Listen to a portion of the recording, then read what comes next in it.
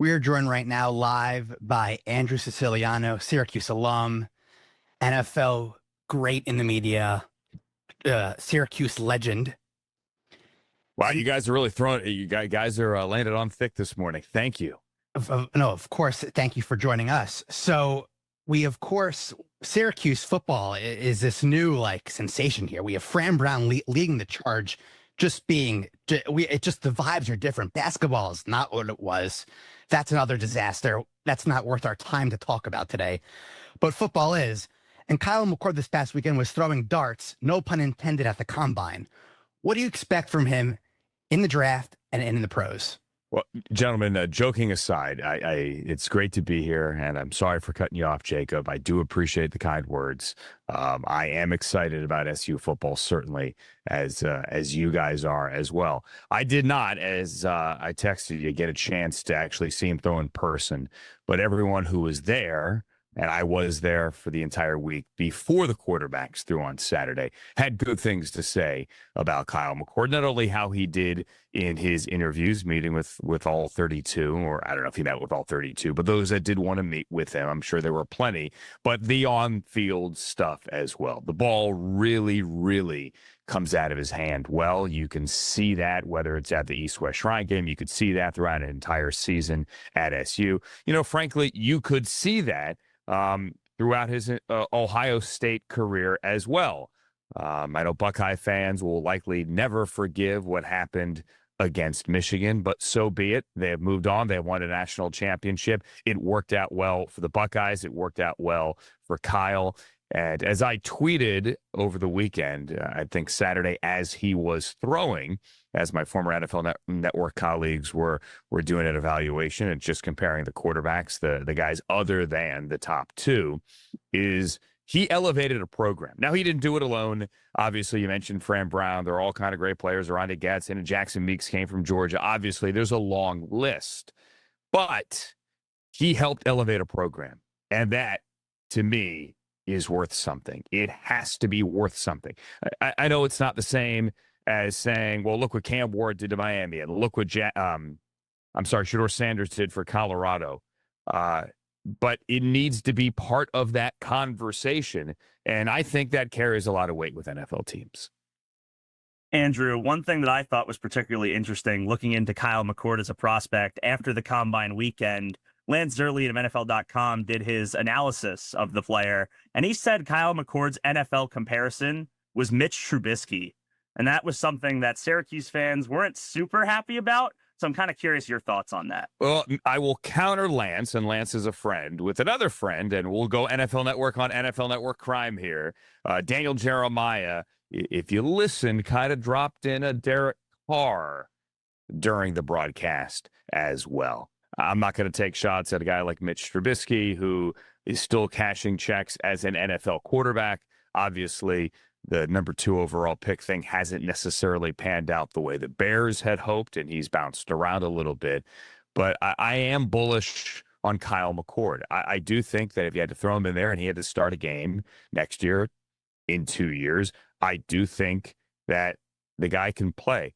Listen, try to forecast what a college quarterback will do at the next level is as difficult a science as there is in professional sports scouting.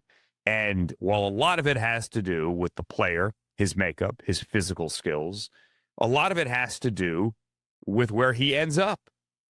You know, if Donovan McNabb had gone 1 overall to the Browns in 99, gentlemen, I know a little bit before your time, instead of going to the Eagles, would he have had the same career? Well, in 99, the Browns were an expansion team with an expansion roster after an expansion draft with a suspect, to put it nicely, offensive line. He would not have had the same career. Donovan and I have had that conversation.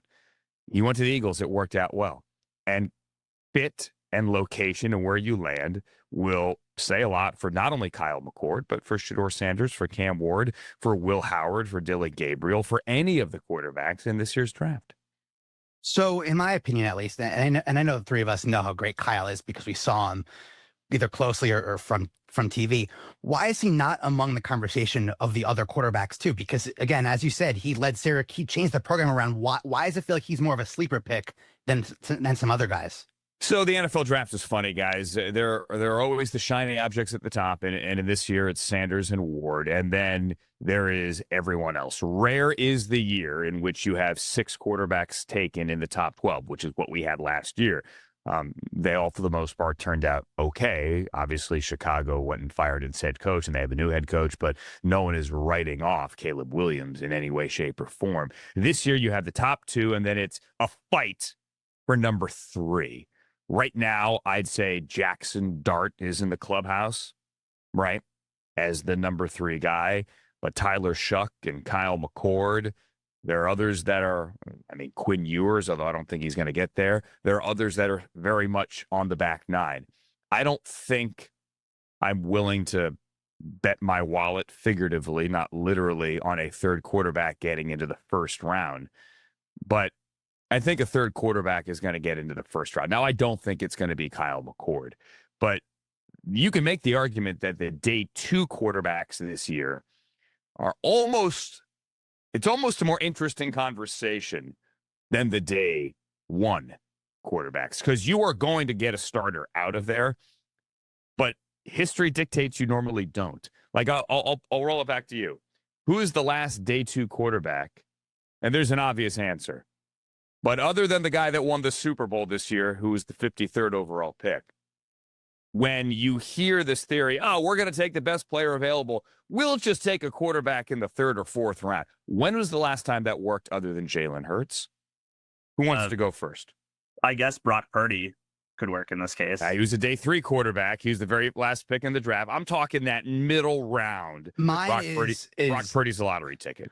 I got Dak Prescott, but still, he's a 5th. He was a day 5th round. Yeah, he was a day 3 quarterback. Exactly. This attitude, and obviously, I'm giving you a very narrow window here.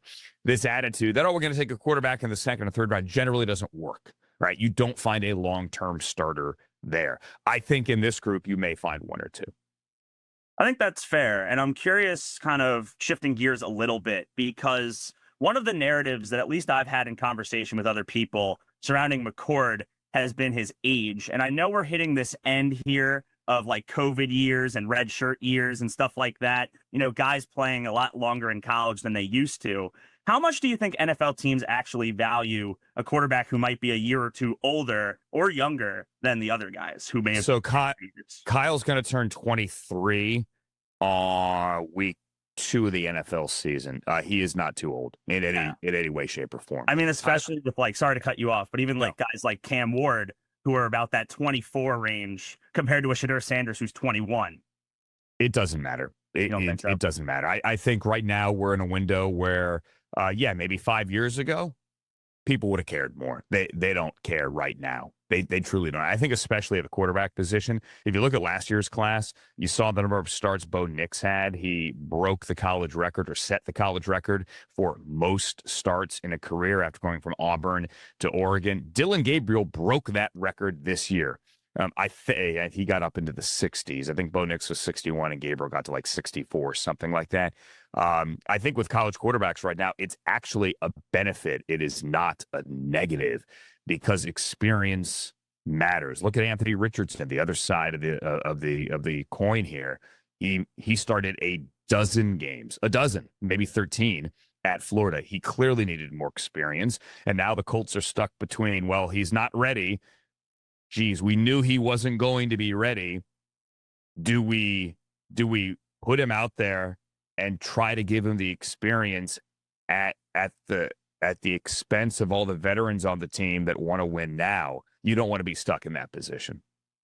So let's shift our focus to the pros here. So I guess the quarterback market's pretty tough right now, because not a lot of teams need a quarterback, and the teams who do are not great. So you have the Giants, Jets, you have I'm going to be forgetting teams here. I guess the Vikings, kind of. You're not really sure what they probably don't need a quarterback. They have McCarthy or we're talking in the draft potentially. Yes, or via free agency. Sort of which teams can Kyle sort of fit on? I think, in my opinion, someone said a few weeks ago, maybe to the Jets. And I think I'm a Cowboys fan, full disclosure here. I know painful. But uh, I'm a New Yorker, so I know the Jets' pain. Do you see Kyle going to the Jets potentially? I would respectfully argue that there is a long list of teams that needs a quarterback. He could go to the Jets. Sure, I could see that. Obviously, not going in the top 10 to the Jets. I'd be stunned if that happened. But if you go through the list, the Jets and Giants clearly need a quarterback. I think the Giants need one more urgently than the Jets, considering the coach and the GM many people thought were on the hot seat at the end of last year. The Giants, that's why they went for Matthew Stafford, are in now mode. The Jets, with a new coach and GM, are in long-term mode. Tennessee needs a quarterback. Cleveland needs a quarterback or two. Miami needs a backup quarterback because the last couple of years they really had nothing behind Tua. I mean, Dylan Gabriel would be an amazing fit there. The Raiders badly need a quarterback.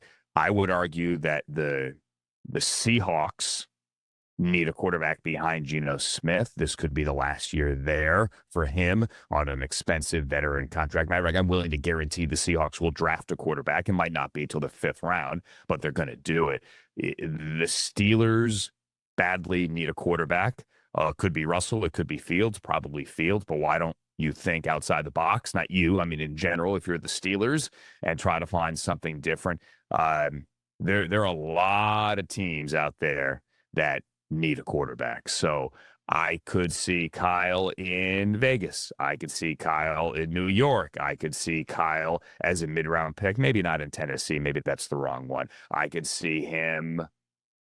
The Cowboys need a number 2 quarterback. Cooper Rush isn't going to be there forever. And that Trey Lance is going to be a free agent. Yep. So, Denver could use a number 2. There are a lot of teams out there that need a quarterback. And I think Kyle is much like Will Howard, much like, other guys in that group, the perfect developmental mid-round guy or second or third round guy, where if we need to throw him in there for a couple of games, and that's how NFL GMs think, hey, can you get me through a couple of games mid-season when somebody rolls an ankle? I think he fits that mold perfectly. Well, as a diehard Jet fan, I'll take anything I can get at this point, whether it's McCord or somebody who can just take the reins and play competent quarterback. But I want to dial it back a little bit. You were talking about the combine. We were talking about Kyle McCord a lot. There's a lot of other Orange guys that are playing in this, that participated in this combine. Guys like LaQuinn Allen, Rondé Gadsden, Fidel Diggs, for example. What did you see out of those guys if you got to catch them? Yeah. I mean, Diggs was obviously great on his field work, and what a deep front 7 class this is. LaQuinn is the opposite of Kyle. I mean, he's one of the youngest guys at the combine. I don't think people understand how good of a pass catcher he is. I was down on the field at the Senior Bowl and saw that firsthand, not 10 feet away. How good those hands are on a deep ball in the end zone during practice on Wednesday. So it's a very deep running back class. There are 5 or 6 guys at least probably ahead of LaQuinn Allen, but I think he could be a starter next year in this league. He's probably not going to the 2nd round, but I think he's an immediate contributor. Rondé Gadsden, kind of that tweener at tight end, highly, highly productive player, but he tested really well. All things considered. Look, you got your top 2. You got Loveland, and you got Tyler Warren at the top. Harold Fannin, kind of a tweener on his size as well. You kind of want to put him at H-back, but he's not really a blocker, but he's super productive. Mason Taylor at the top of the tight end board as well. I think he's going to go higher after this weekend. I think he could be the 3rd tight end in the 1st round. But Rondé Gadsden is going to play, and I think play for a long time in this league. It is very encouraging to see SU put this many guys at the combine. It's not like, because I would always get my file from NFL Network and do my Syracuse search, and I put in keyword, Control F, Syracuse, and I get, one hit. Great. It's great. It's Andre Schmidt. Okay, that was the one hit. Now you have a legit list of players here that are going to be real contributors at the next level. Would it be a hot take to say we're back? It would be here's what I would say. It is awesome. It is so good to have the program back. It's hard to put into words, and I'm happy that you guys are there to see it and to experience it. it is really hard in college football these days to maintain it.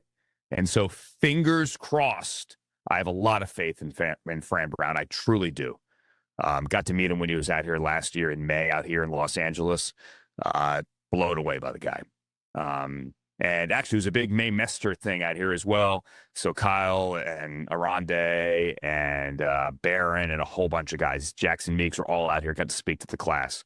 Fran Brown was great, very encouraged. It's hard to maintain it. Let's hope everyone pitches in and you maintain it, because that Tennessee game is getting here sooner than you think. I was going to say, to put you on the spot, I mean, looking at this Syracuse season next year for football, it's a gauntlet. The schedule, I don't think 10 wins is really in the cards. But what would really be considered a success for a program that just went from the bottom to the top just like that in a year? I mean, I don't want to put a win total on it, but just what's a good bar? You know it when you see it. Like, are we still playing really good competitive football, winning games, and in a bowl conversation? I think that's what to expect next year. I'm not saying be happy with mediocrity, right? But it is hard to replace a quarterback and half your roster. It was amazing in 2024. I have faith in Fran Brown at maintaining it. The schedule, however, you're right, is a gauntlet. And I know you're talking about that Colgate game, week 1 of the NFL season, clearly. No, totally. I'm honestly hyped up right now, even though, unfortunately, I will be graduating, so I won't be here. Luckily for Dan. They still let you back in? You're allowed to come back? Come back for a fifth. Always true. I guess could always fail a class on purpose and be an experienced football again. I mean, maybe not the worst idea. Come on back. Hey, I have not been back to the Dome for a football game since I graduated, and I graduated when there was black and white film. I have been back for basketball games. I've been to SU games on the road. I've been to countless. Every year we've made the Final Four since I graduated, I've been there.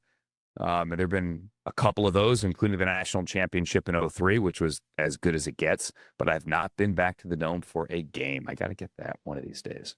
Wow. No, actually, in my time here, I've seen no tournament appearances. So we're the first class of 2025, first class in 72 to not see a single tournament appearance. If I were not wired in with an IFB right now, I would get up, and on the other side of my room here is my home office. You can't see this, obviously. If I were to turn the camera around, we'll never get the shot right. But I have the New Orleans Times Picayune the morning after we won, and there's a giant pile, Jerry McNamara and Carmelo and everyone on the floor at the Dome. And it says Clockwork Orange.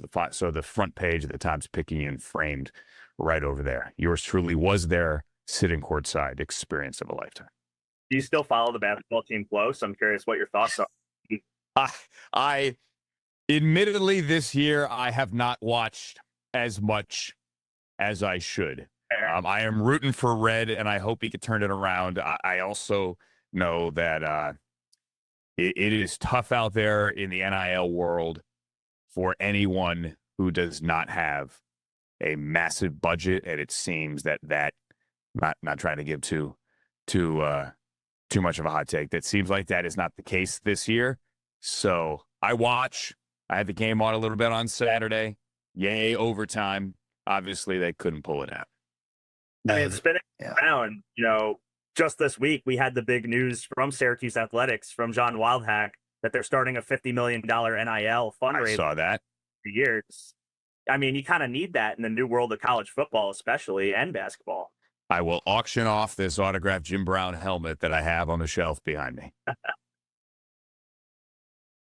Well, thank you, Andrew, for the time. This was an awesome interview on New York's Afternoon on QSportsTalk.com. And we'll talk to you guys. We'll be back after the break. You got it, guys. Afternoon.